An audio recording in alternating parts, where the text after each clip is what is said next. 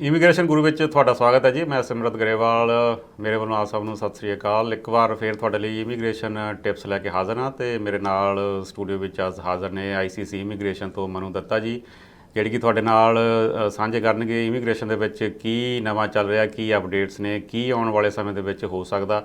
ਸੋ ਇਹ ਸਾਰੀ ਜਾਣਕਾਰੀ ਉਹਨਾਂ ਤੋਂ ਅੱਜ ਦੇ ਪ੍ਰੋਗਰਾਮ ਦੇ ਵਿੱਚ ਲਵਾਂਗੇ। ਸਭ ਤੋਂ ਪਹਿਲਾਂ ਹਮੇਸ਼ਾ ਦੀ ਤਰ੍ਹਾਂ ਉਹਨਾਂ ਦਾ ਕਰਦੇ ਹਾਂ ਸਵਾਗਤ। ਮਨੂ ਜੀ, ਤੁਹਾਡਾ ਸਟੂਡੀਓ 'ਚ ਸਵਾਗਤ ਹੈ ਜੀ। Thank you very much Simrat Sahib. ਸਭ ਤੋਂ ਪਹਿਲਾਂ ਤਾਂ ਤੁਹਾਨੂੰ ਤੇ ਸਾਰੇ ਹੀ ਵਿਊਅਰਸ ਨੂੰ ਆਈਸੀਸੀ ਇਮੀਗ੍ਰੇਸ਼ਨ ਦੀ ਸਮੁੱਚੀ ਟੀਮ ਵੱਲੋਂ MD Manu Datta and RD Ripudaman Singh Dhillon ਵੱਲੋਂ ਸਤਿ ਸ਼੍ਰੀ ਅਕਾਲ, ਨਮਸਕਾਰ ਤੇ ਆਦਾਬ and thank you very much for having us on air. Simrat ji, you are welcome ਜੀ। ਅੱਛਾ ਮਨੂ ਜੀ, ਆਪਾਂ ਇੱਥੇ ਸ਼ੁਰੂ ਕਰਦੇ ਹਾਂ। ਪਿਛਲੇ ਦਿਨਾਂ ਦੇ ਵਿੱਚ ਇੱਕ ਨਿਊਜ਼ ਆਈ ਹੈ ਵੀ ਜਿਹੜਾ ਇਮੀਗ੍ਰੇਸ਼ਨ ਦਾ ਬੈਕਲੌਗ ਹੈ ਉਹ ਕਾਫੀ ਵੱਧ ਗਿਆ। ਤਕਰੀਬਨ 1.8 ਮਿਲੀਅਨ ਕਹਿੰਦੇ ਐਪਲੀਕੇਸ਼ਨ ਅਜੇ ਪੈਂਡਿੰਗ ਪਈਆਂ ਨੇ ਤੇ ਦੂਸਰੇ ਪਾਸੇ ਵਰਕਰਸ ਦੀ ਸ਼ਾਰਟੇਜ ਲਗਾਤਾਰ ਵੱਧ ਰਹੀ ਹੈ। ਪਹਿਲਾਂ ਤਾਂ ਇਹਦੇ ਤੇ ਅਪਡੇਟ ਦਿਓ ਵੀ ਕੀ ਇਹ ਸਾਰਾ ਕੁਝ ਹੋ ਰਿਹਾ।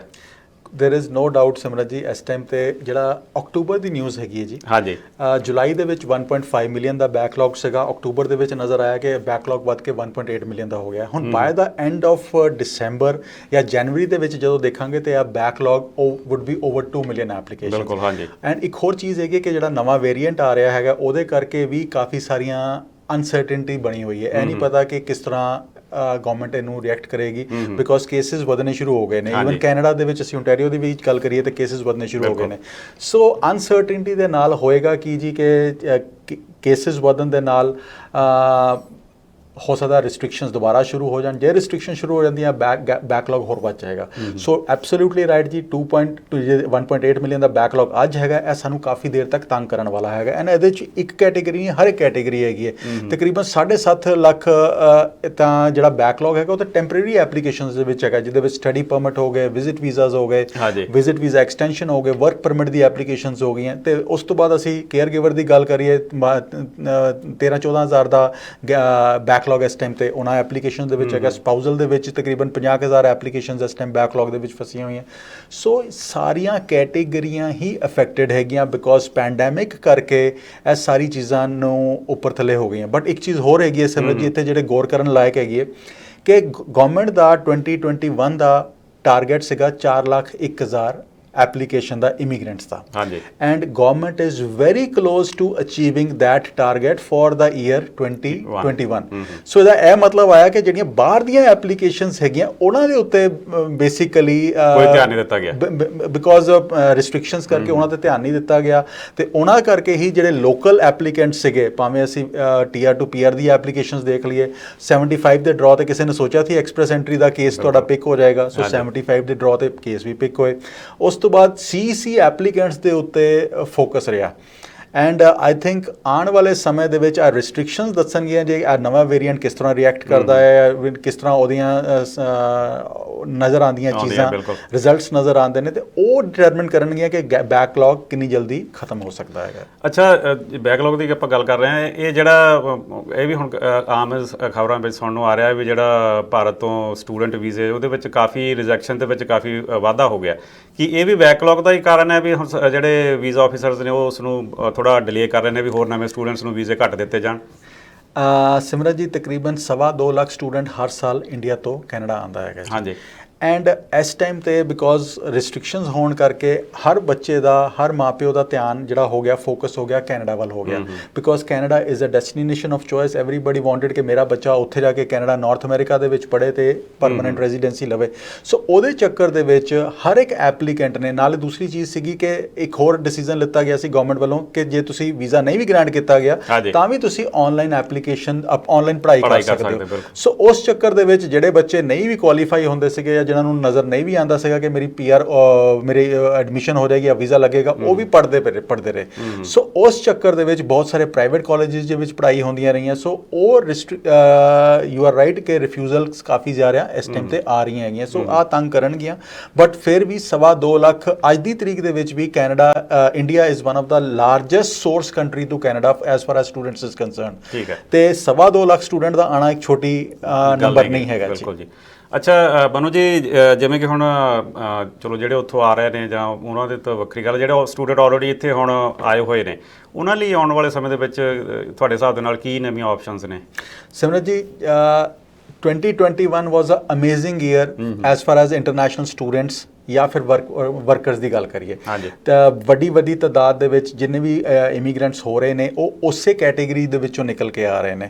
ਸੋ ਹੁਣ ਟੀਆਰ ਟੂ ਪੀਆਰ ਵਰਗੇ ਜੇ ਆ ਰਿਸਟ੍ਰਿਕਸ਼ਨਸ ਖੁੱਲ ਜਾਂਦੀਆਂ ਤੇ ਬਾਹਰ ਵਾਲੇ ਐਪਲੀਕੈਂਟਸ ਨੂੰ ਮੌਕਾ ਮਿਲੇਗਾ ਕਿ ਉਹਨਾਂ ਦੀ ਫਾਈਲਸ ਪ੍ਰੋਸੈਸ ਹੋ ਸਕਣਗੀਆਂ ਜੇ ਐਂਡ ਐਸੇ ਕਰਕੇ ਤੁਸੀਂ ਦੇਖੋ ਕਿ ਜਿਹੜੇ ਈਵਨ ਪਬਲਿਕ ਪਾਲਿਸੀ ਐਕਸਟੈਂਡ ਕੀਤੀ ਗਈ ਸੀ ਕਿ ਵਿਜ਼ਿਟਰਸ ਵਰਕ ਪਰਮਿਟ ਲੈ ਸਕਦੇ ਨੇ ਜੇ ਉਹਨਾਂ ਨੂੰ ਕੋਈ LMIA ਮਿਲ ਜਾਂਦਾ ਹੈਗਾ।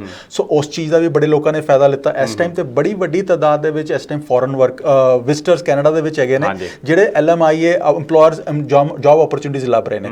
ਸੋ ਸਟੂਡੈਂਟਸ ਨੂੰ ਇੱਕੋ ਹੀ ਚੀਜ਼ ਕਵਾਂਗਾ ਜੀ ਜੇ ਰਿਸਟ੍ਰਿਕਸ਼ਨਸ ਖੁੱਲ ਜਾਂਦੀਆਂ ਹੈਗੀਆਂ ਨਾਰਮਲ ਫੇਜ਼ ਵੱਲ ਅਸੀਂ ਚੱਲ ਪੈਂਦੇ ਹੈਗੇ ਆ ਤੇ ਯੂ ਵਿਲ ਹੈਵ ਟੂ ਖਾਸ ਕਰ ਜਿਹੜੇ ਗ੍ਰੇਡ 12 ਕਰਕੇ ਆਏ ਹੋਏ ਨੇ they will have to think on their options ਕਿ ਕਿਹੜੀਆਂ ਆਪਸ਼ਨਸ ਦੇ ਵਿੱਚ ਪੀਆਰ ਹੋਊਗੀ। ਜੇ 469 ਤੇ ਡਰਾਜ਼ ਵਾਪਸ ਚਲੇ ਜਾਂਦੇ ਨੇ ਤੇ it will be very difficult for them to qualify. So ਉਹਨਾਂ ਨੂੰ ਦੁਬਾਰਾ ਵਾਪਸ PNPs ਦੇ ਉੱਤੇ ਸੋਚਣਾ ਪਏਗਾ ਆਊਟ ਆਫ ਦਾ ਬਾਕਸ ਜਿਹੜਾ ਇੱਥੇ ਬੈਠ ਕੇ ਸੀ ਆ ਕੇ ਕਿ ਮੈਂ ਓਨਟਾਰੀਓ ਤੋਂ ਬਾਹਰ ਨਹੀਂ ਜਾਣਾ ਬਰੈਂਪਟਨ ਤੋਂ ਬਾਹਰ ਨਹੀਂ ਜਾਣਾ ਮੈਂ ਟੋਰਾਂਟੋ ਮੈਂ ਵੈਂਕੂਵਰ ਤੋਂ ਸਰੀ ਤੋਂ ਬਾਹਰ ਨਹੀਂ ਜਾਣਾ। ਸੋ ਉਹਨਾਂ ਨੂੰ they will have to again reconsider their options. ਹੁਣ ਇੱਕ ਚੀਜ਼ ਹੋਰ ਇੱਥੇ ਜ਼ਰੂਰ ਕਹਿਣਾ ਚਾਹਾਂਗਾ ਸਿਮਰਤ ਜੀ ਕਿ ਜਿਹੜੇ ਗ੍ਰੇਡ 12 ਕਰਕੇ ਆਏ ਨੇ if you are serious about your career ਤੇ go to other provinces because in demand categories ਇਸ ਟਾਈਮ ਹਰ ਪ੍ਰੋਵਿੰਸ ਦੀ ਚੱਲ ਰਹੀ ਹੈਗੀ ਹੈ ਐਂਡ ਸੈਸਕੈਚੁਅਨ ਨੇ ਵੀ ਰੀਸੈਂਟਲੀ ਆਪਣੀ ਇਨ ਡਿਮਾਂਡ ਕੈਟੇਗਰੀ ਦੇ ਵਿੱਚ ਚੇਂਜਸ ਲੈ ਕੇ ਆਏ ਨੇ ਨੋਵਾ ਸਕੋਸ਼ੀਆ ਚੇਂਜਸ ਲੈ ਕੇ ਆਇਆ ਮੈਨੀਟੋਬਾ ਚੇਂਜਸ ਲੈ ਕੇ ਆਇਆ ਐਂਡ ਆਹ ਚੇਂਜਸ ਤੁਹਾਨੂੰ ਫॉर ਗੁੱਡ ਅਫੈਕਟ ਕਰ ਸਕਦੀਆਂ ਹੈਗੀਆਂ। Go and work in these occupation ਜਿੱਥੇ ਇਸ ਟਾਈਮ ਤੇ ਡਰਾਸਟਿਕ ਸ਼ਾਰਟੇਜਸ ਹੈਗੀਆਂ। ਹੁਣ ਸਿਮਰਤ ਜੀ ਸ਼ਾਰਟੇਜਸ ਦੀ ਵੀ ਗੱਲ ਕਰੀਏ ਇਸ ਟਾਈਮ ਤੇ 1 ਮਿਲੀਅਨ ਜੌਬ ਓਪਰਚੁਨਿਟੀਜ਼ ਇਸ ਟਾਈਮ ਕੈਨੇਡਾ ਦੇ ਵਿੱਚ ਹੈਗੀਆਂ। ਹੁਣ ਓਪਰਚੁਨਿਟੀਜ਼ ਕਿੱਥੋਂ ਆ ਗਈਆਂ ਜੀ ਓਪਰਚੁਨਿਟੀਜ਼ ਇਸ ਵਾਸਤੇ ਆ ਗਈਆਂ ਬਿਕੋਜ਼ ਕੋਵਿਡ ਤੋਂ ਬਾਅਦ ਇਕਨੋਮੀ ਰਿਕਵਰ ਕਰ ਰਹੀ ਸੀਗੀ। ਸੋ ਇਕਨੋਮੀ ਦੇ ਰਿਕਵਰ ਕਰਨ ਦੇ ਨਾਲ ਜੌਬ ਓਪਰਚੁਨਿਟੀਜ਼ ਕ੍ਰੀਏਟ ਹੋਈਆਂ ਐਂਡ ਖਾਸ ਕਰ ਸਰਵਿਸ ਸੈਕਟਰ ਦੀਆਂ ਗੱਲ ਕਰੀਏ ਸਰਵਿਸ ਸੈਕਟਰ ਦੇ ਵਿੱਚ ਅਸੀਂ ਫੂਡ ਐਂਡ ਬੇਵਰੇਜਸ ਦੀ ਗੱਲ ਕਰ ਲਈਏ ਰੈਸਟੋਰੈਂਟ ਇੰਡਸਟਰੀ ਦੀ ਗੱਲ ਕਰੀਏ ਅਕੋਮੋਡੇਸ਼ਨ ਸੈਕਟਰ ਦੀ ਗੱਲ ਕਰ ਲਈਏ 2 ਲੱਖ ਵੈਕੈਂਸੀਜ਼ ਦੇ ਇਕੱਲੀ ਇਸ ਸੈਕਟਰ ਦੇ ਵਿੱਚ ਹੈਗੀਆਂ ਇਸ ਟਾਈਮ ਤੇ। ਅਸੀਂ ਜੇ ਗੱਲ ਕਰੀਏ ਹੈਲਥ ਕੇਅਰ ਦੀ ਤੇ 1.25 ਲੱਖ ਤੋਂ 1.5 ਲੱਖ ਦੇ ਵੈਕੈਂਸੀਜ਼ ਇਸ ਟਾਈਮ ਹੈਲਥ ਕੇਅਰ ਦੇ ਵਿੱਚ ਹੈਗੀ ਕੰਸਟਰਕਸ਼ਨ ਇੰਡਸਟਰੀ ਦੇ ਵਿੱਚ ਲੱਖ ਓਪਨਿੰਗਸ ਹੈਗੀਆਂ ਇਸੇ ਤਰ੍ਹਾਂ ਲੌਜਿਸਟਿਕਸ ਦੇ ਵਿੱਚ 100,000 ਓਪਨਿੰਗਸ ਹੈਗੀਆਂ। ਸੋ ਹਰ ਸੈਕਟਰ ਦੀਆਂ ਓਪਨਿੰਗਸ ਮਿਲਾ ਕੇ ਫਾਰਮ ਲੇਬਰ ਦੇ ਵਿੱਚ ਬੜੀ ਸ਼ਾਰਟੇਜਸ ਹੈਗੀਆਂ ਤਾਂ ਸਾਰੇ ਸੈਕਟਰ ਦੀਆਂ ਜੇ ਅਸੀਂ ਕੰਬਾਈਨ ਕਰਦੇ ਹਾਂ ਤੇ 1 ਮਿਲੀਅਨ ਦੇ ਆਸ-ਪਾਸ ਇਸ ਟਾਈਮ ਜੌਬ ਓਪਰਚੁਨਿਟੀਜ਼ ਕੈਨੇਡਾ ਦੇ ਵਿੱਚ ਮੌਜੂਦ ਹੈਗੀਆਂ। ਬਟ ਇੱਕ ਚੀਜ਼ ਹੋਰ ਹੈਗੀ ਹੈ ਇਹਨੂੰ ਮਿਸਮੈਚ ਹੋਇਆ ਜਿਹੜਾ ਮਾਸਟਰਸ ਵਾਲਾ ਆ ਕੇ ਫਾਰਮ ਦੇ ਵਿੱਚ ਜਦੋਂ ਕੰਮ ਕਰੇਗਾ ਤੇ ਉਹ ਕਿੰਨੀ ਚਿਰ ਕੰਮ ਕਰੇਗਾ ਉਹ ਟੈਂਪਰੇਰੀ ਆਪਣੀ PR ਤੱਕ ਹੀ ਕੰਮ ਕਰੇਗਾ। ਸੋ ਇੰਪਲੋਇਰ ਨੂੰ ਵੀ ਟੈਂਪਰੇਰੀ ਗੇਨ ਹੋ ਰਿਹਾ ਹੈ ਉਸ ਇੰਪਲੋਇਮੈਂਟ ਦੇ ਨਾਲ। ਸੋ ਇਹ ਬਹੁਤ ਸਾਰੀਆਂ ਚੀਜ਼ਾਂ ਗਵਰਨਮੈਂਟ ਨੂੰ ਲੁੱਕ ਇਨਟੂ ਕਰਨਾ ਪੈਣਗੀਆਂ ਐਂਡ ਈਵਨ ਜਿਹੜੇ ਪ੍ਰੋਸੈਸਿੰਗ ਟਾਈਮਸ ਹੈਗੇ ਉਹਦੇ ਉੱਤੇ ਗਵਰਨਮੈਂਟ ਨੂੰ ਕੰਸੀਡਰ ਕਰਨਾ ਪਏਗਾ ਕਿ ਕਿਸ ਤਰ੍ਹਾਂ ਅਸੀਂ ਪ੍ਰੋਸੈਸਿੰਗ ਟਾਈਮਸ ਘਟਾ ਸਕਦੇ ਹਾਂ ਬਿਕੋਜ਼ LMIA ਦੀ ਵੀ ਇੱਕ ਸਰਟਨ ਪ੍ਰੋਸੈਸਿੰਗ ਟਾਈਮ ਹੈਗਾ ਉਸ ਤੋਂ ਬਾਅਦ ਵਰਕ ਪਰਮਿਟ ਦੀ ਐਪਲੀਕੇਸ਼ਨ ਜੇ ਬਾਹਰੋਂ ਲੱਗੀ ਉਹਦਾ ਵੀ ਪ੍ਰੋਸੈਸਿੰਗ ਟਾਈਮ ਹੈਗਾ। So government will have to curtail these processing times ਤਾਂ ਕਿ ਇੰਪਲੋਇਰਸ ਸਾਡੇ ਸਫਰ ਨਾ ਹੋਣ ਸਾਡੇ ਬਿਜ਼ਨਸਿਸ ਸਫਰ ਨਾ ਹੋਣ ਬਿਕੋਜ਼ ਇੰਪਲੋਇਰ ਕਿੰਨਾ ਆਪ ਆ ਕੇ ਡਿਊਟੀ ਦੇ ਲੇਗਾ ਜੇ ਉਹਦੇ ਕੋਲ 4 ਟਿਮ ਹਾਰਟਨਸ ਹੈਗੇ ਨੇ ਟਿਮ ਹਾਰਟਨਸ ਦੇ ਵਿੱਚ ਤਾਂ ਹੀ ਨੀਡਸ ਮਲਟੀਪਲ ਸਟਾਫ ਤਾਂ ਆਪ ਆਪਣੀ ਫੈਮਿਲੀ ਦੇ ਨਾਲ ਕਿੰਨੀਆਂ ਸ਼ਿਫਟਸ ਕਵਰ ਕਰ ਲੇਗਾ। ਸੋ ਅਲਟੀਮੇਟਲੀ ਉਹ ਵੀ ਬਰਨ ਆਊਟ ਹੋਏਗਾ ਉਹ ਕਹੇਗਾ ਮੈਂ ਬਿਜ਼ਨਸਮੈਨ ਹੈਗਾ ਕਿ ਮੈਂ ਫਰੰਟ ਡੈਸਕ ਤਾਂ ਉਹਦੀਆਂ ਵੀ ਲਿਮਿਟੇਸ਼ਨਸ ਹੈਗੀਆਂ। ਸੋ ਇਹ ਸਾਰੀਆਂ ਚੀਜ਼ਾਂ ਨੂੰ ਕੰਸੀਡਰ ਕਰਦਿਆਂ ਹੋਇਆਂ employers government will have to work with employers very closely and ਇਸ ਟਾਈਮ ਤੇ ਕਾਫੀ ਸਾਰੀਆਂ ਓਪਨਿੰਗਸ ICC ਇਮੀਗ੍ਰੇਸ਼ਨ ਦੇ ਵੀ ਕੋਲ ਵੀ ਮੌਜੂਦ ਹੈਗੀਆਂ। ਜੇ ਤੁਹਾਡੇ ਕੋਲ ਹੌਸਪਿਟੈਲਿਟੀ ਸੈਕਟਰ ਦਾ ਐਕਸਪੀਰੀਅੰਸ ਹੈਗਾ ਕੁੱਕ ਹੈਗੇ ਹੋ ਸ਼ੈਫ ਹੈਗੇ ਹੋ ਬੇਕਰਸ ਹੈਗੇ ਹੋ ਲਾਈਨ ਕੁੱਕ ਹੈਗੇ ਹੋ ਪ੍ਰੈਪ ਕੁੱਕ ਹੈਗੇ ਹੋ ਰੂਮ ਕਲੀਨਰ ਦਾ ਐਕਸਪੀਰੀਅੰਸ ਹੈਗਾ ਫਰੰਟ ਡੈਸਕ ਕਲਰਕ ਦਾ ਐਕਸਪੀਰੀਅੰਸ ਹੈਗਾ ਜਾਂ ਫਿਰ ਸੁਪਰਵਾਈਜ਼ਰ ਦਾ ਐਕਸਪੀਰੀਅੰਸ ਹੈਗਾ ਈਵਨ ਰੈਸਟੋਰੈਂਟ ਸੁਪਰਵਾਈਜ਼ਰ ਦਾ ਐਕਸਪੀਰੀਅੰਸ ਹੈ ਰੈਸਟੋਰੈਂਟ ਮੈਨੇਜਿੰਗ ਦਾ ਐਕਸਪੀਰੀਅੰਸ ਹੈਗਾ ਘੱਟੋ ਘੱਟ ਗ੍ਰੇਡ 12 ਤੁਹਾਡੇ ਕੋਲ ਹੈਗਾ ਆ 5 ਬੈਂਡਸ ਆਈਲੈਟਸ ਦੇ ਵਿੱਚ ਲੈ ਸਕਦੇ ਹੋ ਘੱਟੋ ਘੱਟ 1 ਸਾਲ ਦਾ ਐਕਸਪੀਰੀਅੰਸ ਇਹਨਾਂ ਸੈਕਟਰਸ ਦੇ ਵਿੱਚ ਇਹਨਾਂ ਫੀਲਡ ਦੇ ਵਿੱਚ ਹੈਗਾ ਤੇ ਆਪਣਾ CV ਸਾਨੂੰ ICC ਇਮੀਗ੍ਰੇਸ਼ਨ ਨੂੰ ਫਾਰਵਰਡ ਕਰ ਦਿਓ info@iccimmigration.ca ਐਂਡ ਤੁਹਾਡੀ ਇੰਟਰਵਿਊ ਕਰਵਾਵਾਂਗੇ ਤੁਹਾਡਾ ਵਰਕ ਪਰਮਿਟ ਪ੍ਰੋਸੈਸ ਇੰਪਲੋਇਰ ਕਰੇਗਾ ਜੇ ਤੁਹਾਡੀ ਇੰਟਰਵਿਊ ਥਰੂ ਹੁੰਦੀ ਹੈ ਉਸ ਤੋਂ ਬਾਅਦ ਤੁਸੀਂ ਆ ਕੇ ਕੰਮ ਕਰਨ ਦੇ ਨਾਲ ਹੀ PR ਵਾਸਤੇ ਕੁਆਲੀਫਾਈ ਕਰ ਸਕਦੇ ਹੋ ਐਂਡ ਇਹ NOC ਦੀਆਂ ਵੀ ਜਿਹੜੀ ਜੌਬਸ ਹੈਗੀਆਂ ਉਹ ਵੀ ਇੰਪਲੋਇਰ ਡੈਜ਼ਿਗਨੇਟਿਡ ਹੈਗਾ ਨਾ ਸੋ ਉੱਥੇ ਵੀ ਤੁਸੀਂ ਈਵਨ ਬੇਸਿਕ ਜੌਬ ਦੇ ਉੱਤੇ ਵੀ PR ਵਾਸਤੇ ਐਲੀਜੀਬਲ ਹੈਗੇ ਹੋ with grade 12 under PNP program programs. ਹੁਣ ਇਸੇ ਤਰ੍ਹਾਂ ਹੈਲਥ ਕੇਅਰ ਦੀਆਂ ਓਪਨਿੰਗ ਸਾਡੇ ਕੋਲ ਮੌਜੂਦ ਹੈਗੀਆਂ, ਉਹਦੇ ਵਿੱਚ ਤੁਹਾਡੇ ਕੋਲ BSc ਨਰਸਿੰਗ ਹੋਣੀ ਚਾਹੀਦੀ ਹੈ, ਘੱਟੋ ਘੱਟ 2 ਸਾਲ ਦਾ experience and 6 bands minimum IELTS ਦੇ ਚਾਹੀਦੇ ਨੇ। And again this is a PNP program, ਜਿਹਦੇ ਵਿੱਚ ਤੁਸੀਂ ਪਹਿਲੇ ਵਰਕ ਪਰਮਿਟ ਤੇ ਆਓਗੇ ਐਂਡ ਤੁਸੀਂ PR ਵਾਸਤੇ ਕੁਆਲੀਫਾਈ ਹੋ ਜਾਓਗੇ after working for some time for these EMPLOYERS। ਸੋ ਜਿੰਨੇ ਵੀ ਦੋਸਤ ਸੁਣ ਰਹੇ ਨੇ info@ICC ਇਮੀਗ੍ਰੇਸ਼ਨ ਦੇ ਸਾਨੂੰ ਆਪਣੀ ਡਿਟੇਲਸ ਫਾਰਵਰਡ ਕਰ ਦੇਣ। ਸਾਡਾ ਫੋਨ ਨੰਬਰ ਹੈਗਾ ਜੀ 9054612424 ਐਂਡ WhatsApp ਨੰਬਰ ਹੈਗਾ 6478509000। ਅੱਛਾ ਮਨੂ ਜੀ, ਜਾਣ ਤੋਂ ਪਹਿਲਾਂ ਥੋੜਾ ਜਿਹਾ, ਕਿਉਂਕਿ ਆਪਾਂ ਵਿਜ਼ਟਰ ਦੀ ਗੱਲ ਪਿੱਛੇ ਛੇੜੀ ਸੀ, ਉਹਨਾਂ ਬਾਰੇ ਵੀ ਤੁਹਾਨੂੰ ਦੱਸੋ, ਕਿਉਂਕਿ ਜਿਹੜੇ ਹੁਣ ਵਿਜ਼ਟਰ ਇੱਥੇ ਆਲਰੇਡੀ ਆ ਚੁੱਕੇ ਨੇ, ਜਿਹੜੇ ਚਾਹੁੰਦੇ ਨੇ ਵੀ ਸਾਨੂੰ ਵੀ ਵਰਕ ਪਰਮਿਟ ਲਈਏ, ਉਹਨਾਂ ਲਈ ਵੀ ਦੱਸੋ ਕੁਝ ਵੀ ਕੀ ਆਪਸ਼ਨਸ ਨੇ। ਪਹਿਲੀ ਗੱਲ ਤਾਂ ਜਿਹੜੀ ਸੈਪਟੈਂਬਰ 7 ਤੋਂ ਬਾਅਦ ਜਿਹੜੀਆਂ ਹਾਂਜੀ। ਨਵੀਆਂ ਐਪਲੀਕੇਸ਼ਨਸ ਲੱਗ ਰਹੀਆਂ ਹੈਗੀਆਂ ਵਿਜ਼ਟਰ ਦੀਆਂ, ਉਹ ਨਾਲ ਦੀ ਨਾਲ ਪ੍ਰੋਸੈਸ ਹੋ ਰਹੀਆਂ। ਕੁਝ ਅੱਛਾ ਜੀ। ਐਪਲੀਕੇਸ਼ਨ 4 ਦਿਨਾਂ ਦੇ ਵਿੱਚ ਪ੍ਰੋਸੈਸ ਹੋ ਰਹੀਆਂ, ਕੁਝ 2 ਦੇ ਵਿੱਚ ਵੀ ਹੋਈਆਂ, ਕੁਝ 3-3 ਹਫ਼ਤਿਆਂ ਦੇ ਵਿੱਚ ਵੀ ਹੋ ਰਹੀਆਂ। ਠੀਕ ਹੈ। ਸੋ ਹੁਣ ਜਿਹੜਾ ਵਿਜ਼ਟਰ ਇਸ ਟਾਈਮ ਕੈਨੇਡਾ ਆ ਗਏ, ਸੋ ਪਬਲਿਕ ਪਾਲਿਸੀ ਚੱਲ ਰਹੀ ਹੈ ਇਸ ਟਾਈਮ ਤੇ ਕਿ ਜਿਹੜਾ ਵੀ ਵਿਜ਼ਟਰ ਇਸ ਟਾਈਮ ਕੈਨੇਡਾ ਦੇ ਵਿੱਚ ਪ੍ਰੈਜ਼ੈਂਟ ਹੈਗਾ, ਉਹ ਵਰਕ ਪਰਮਿਟ ਵਾਸਤੇ ਐਲੀਜੀਬਲ ਹੋ ਸਕਦਾ, ਪ੍ਰੋਵਾਈਡਡ ਉਹਨੂੰ LMIA ਕਿਸੇ ਕੈਨੇਡੀਅਨ ਬਿਜ਼ਨਸ ਤੋਂ ਮਿਲ ਜਾਂਦਾ ਹੈਗਾ। ਸੋ ਇਹ ਪਬਲਿਕ ਪਾਲਿਸੀ ਐਕਸਟੈਂਡ ਕਰ ਦਿੱਤੀ ਗਈ ਹੈ ਟਿਲ 28th of February 2022। ਸੋ ਜਿੰਨੇ ਵੀ ਦੋਸਤ ਸਾਡੇ ਵਿਦਿਨ ਕੈਨੇਡਾ ਪ੍ਰੈਜ਼ੈਂਟ ਹੈਗੇ ਨੇ, ਜਿੰਨੇ ਵੀ ਬਿਜ਼ਨਸਮੈਨ ਕੈਨੇਡਾ ਦੇ ਵਿੱਚ ਪ੍ਰੈਜ਼ੈਂਟ ਹੈਗੇ ਨੇ, ਜੇ ਉਹਨਾਂ ਕੋਲ ਕੋਈ ਇਹੋ ਜਿਹਾ EMPLOYE ਮਿਲਦਾ ਹੈਗਾ ਐਂਡ LMIA ਪ੍ਰੋਸੈਸਿੰਗ ਦੇ ਵਿੱਚ ਹੈਲਪ ਚਾਹੁੰਦੇ ਨੇ, ICC ਦੇ ਉੱਤੇ ਅਸੀਂ ਵੀ can professionally help them in processing such applications.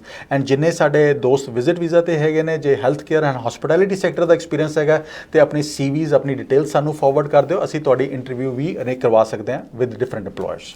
ਅੱਛਾ ਮਨੂ ਜੀ, ਜਾਣ ਤੋਂ ਪਹਿਲਾਂ ਇੱਕ ਵਾਰ ਫਿਰ ਆਫਿਸ ਦਾ ਨੰਬਰ, ਆਪਣਾ WhatsApp ਨੰਬਰ ਤਾਂ ਈਮੇਲ ਜ਼ਰੂਰ ਸਾਂਝੀ ਕਰ ਦਿਓ ਜੀ। ਥੈਂਕ ਯੂ ਸੋ ਮਚ ਸਿਮਰ ਜੀ। ਸਾਡਾ ਈਮੇਲ ID ਹੈਗਾ ਜੀ info@ICCimmigration.ca, info@ICCimmigration.ca।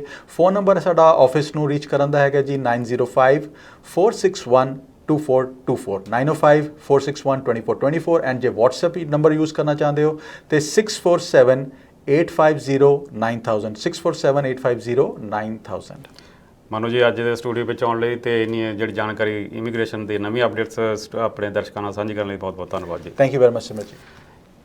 ਇਹ ਸੀ ਅੱਜ ਦਾ ਇਮੀਗ੍ਰੇਸ਼ਨ ਗੁਰੂ। ਅਗਲੇ ਹਫਤੇ ਫਿਰ ਤੁਹਾਡੇ ਲਈ ਨਵੀਆਂ ਇਮੀਗ੍ਰੇਸ਼ਨ ਟਿਪਸ ਲੈ ਕੇ ਹਾਜ਼ਰ ਹੋਵਾਂਗੇ। ਉਦੋਂ ਤੱਕ ਮੈਨੂੰ ਦਿਓ ਇਜਾਜ਼ਤ। ਧੰਨਵਾਦ।